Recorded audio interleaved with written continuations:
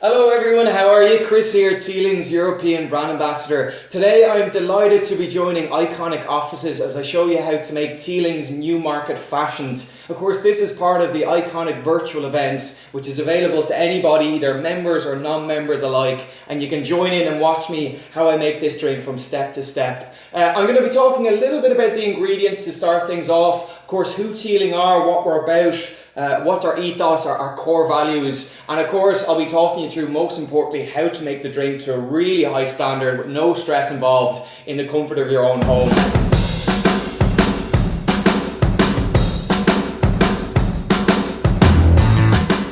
Now, Teeling Whiskey, to start things off, we are the first new distillery in Dublin in 125 years. We're very much a forward-thinking, progressive, new brand of Irish whiskey, fresh on the scene. We're very much part of this new generation who are focused on flavour. Now, what that basically means is we're picking apart every single stage of the process, be that the fermentation, be that the distillation, be that the maturation, everything, and really trying to challenge people's perceptions on how they view the Irish whiskey category. So we're a family-owned, independent distillery based right in the heart of Dublin city centre, based in an area called Newmarket Square, which is just a stone's throw from St. Patrick's Cathedral, if anybody knows that area. Of course, the drink I'm going to be making you tonight, the Teeling's Newmarket Fashions, this is a twist on a classic cocktail that's part of our global drinks program that I've altered ever so slightly to make accessible to you at home using the course ingredients that I have here in my kitchen. The old fashioned, one of the oldest drinks that goes back in times, the kind of grandfather of modern drinks, if you will, really has stood the testament of time. And the original recipe came back from the 1880s when a gentleman went into a bar in Kentucky and asked for a drink in the old-fashioned way. Now, the old-fashioned way is essentially a base spirit of any description, so that could be gin, vodka, rum, tequila, whiskey. In a lot of cases, this was either brandy, rye, or bourbon was the main base spirit that people were using. The second ingredient that usually they'd use is sugar. Now, obviously, we'll be using an alternative sugar form tonight, using some honey syrup. Originally, this would have been granulated or icing sugar, so simple syrup is what a lot of people will be using traditionally. You'd have some bitters, and then, of course, dilution in the form of water or ice. Now, our interpretation of this drink very much goes more with the modern approach. So we're, of course, using an Irish whiskey. This is Teeling's Small Batch, our flagship. It's 46% ABV, non-chill filtered, and that's really going to carry through in the mouthfeel. Going to add you that really viscous, really thick texture. It starts off in up to 6 years in American bourbon barrels. That bourbon base will really give you all the sweetness, the vanillas, the toffee, the caramel, the maple syrup, the honey, which work really, really well in this drink. It then spends, after those 6 years, about 9 to 12 months in rum casks. Now, the rum raisin, if you've ever had those little packets of red raisins as a kid,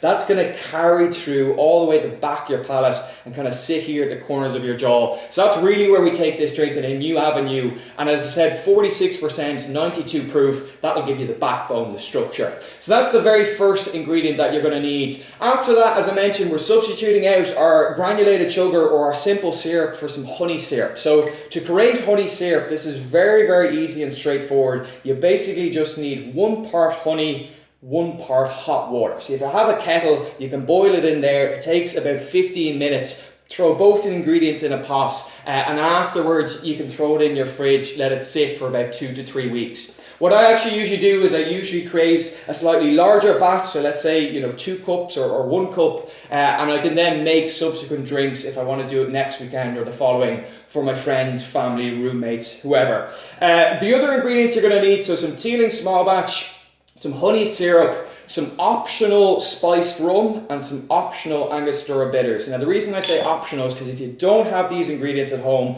you can of course substitute them out. What you can do is you can implement the spice into your basic honey syrup. So what you basically do with the 100 mils of honey syrup, add in about a handful of cloves and a good grating of dark chocolate, and you get a really, really nice spiced honey syrup. And you can just do that the whiskey and some orange peel, and that will be absolutely perfect. It tastes really, really good. But if you have a spice rum at home, be that, let's say, Captain Morgan's, if you have Bacardi, if you have Kraken, whatever you have, use from your fridges and from your kitchen. And then, of course, Angostura bitters, it's going to be a dash. So the measurements, we're talking 5 parts Teeling small batch, 1 part optional spiced rum, 1 dash of Angostura bitters, and 1 part of honey syrup. So 50 mils, 10 mils, dash, and 10 mils in total. Now to make this drink, of course, this is a spirit forward drink. So this is basically where the mouthfeel is very, very important when it comes down to this drink. It's going to be stirred. Stirring versus shaking, first and foremost, will affect the appearance.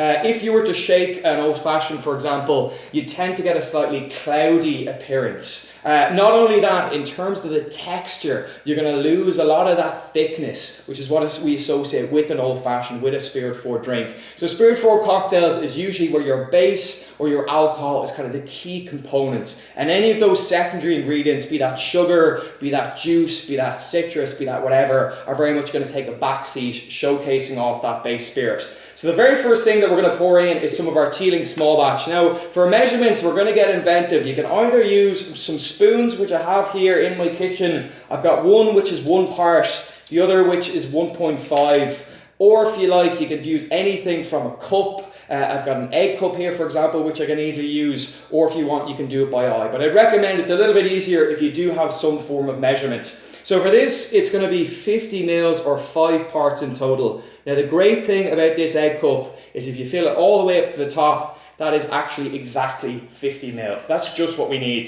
After that, as I said, optional 10 mils or 1 part of spiced rum on top. Now this is leaning into those rum raisin notes from the Teeling small batch, which is going to add, of course, a level of complexity. So you get tropical fruits like pineapples, dates, figs, raisins, and of course molasses, a little bit more sweetness. And then 1 dash Angostura bitter. So if you don't have this, as I mentioned, you can absolutely use some cloves, use some spices like ginger or cinnamon, and implement that into your honey syrup. So the very, very last thing is the honey. Now honey, I would highly, highly recommend using this at home as an alternative to sugar. It adds a lot of complexity.